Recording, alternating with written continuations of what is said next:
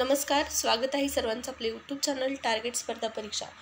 जिल्हा परिषद भरती संदर्भात महत्त्वाची अशी माहिती या व्हिडिओच्या माध्यमातून आपण जाणून घेणार आहोत. त्यासाठी व्हिडिओ जो आहे तो शेवटपर्यंत पाहायचा आहे. चॅनलवर नवीन आला असाल, पहिल्यांदाच जर व्हिडिओ पाहत असाल तर सबस्क्राईब करून ठेवा. स्पर्धा परीक्षेच्या नवनवीन अपडेट, नवनवीन जाहिराती तुम्हाला दररोज आपल्या चॅनलवर पाहण्यास मिळतील.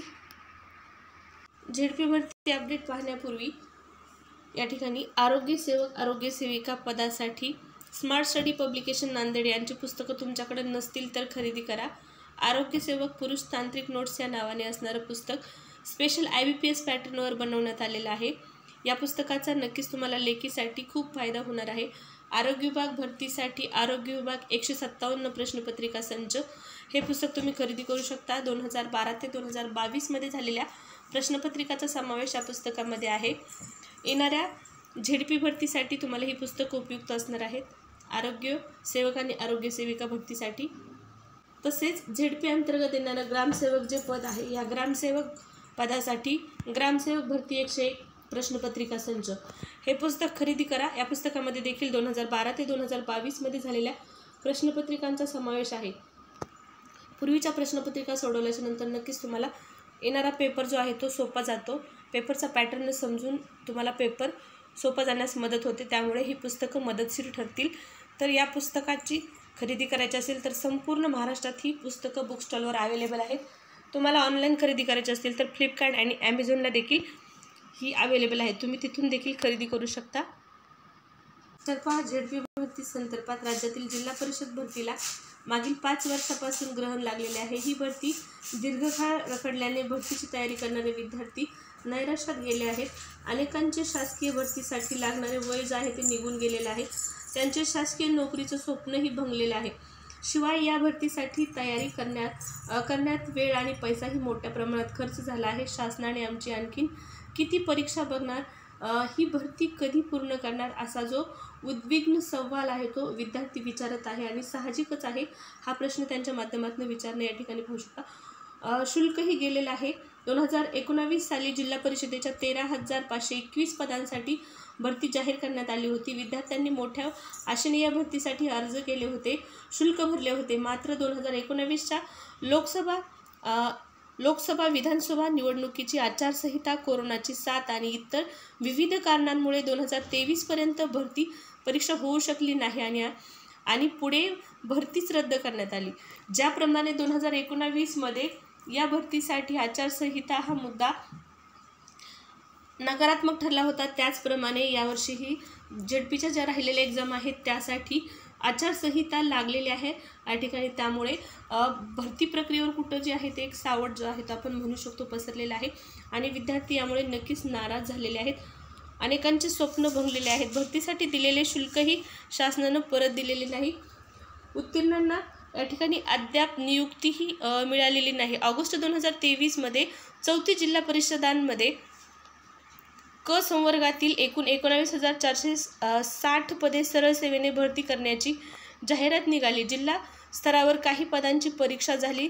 जानेवारी 2024 मध्ये निकालही लागला. कागदपत्रांची छाननीही झाली. मात्र अद्याप त्यांना नियुक्तीच मिळालेली नाही.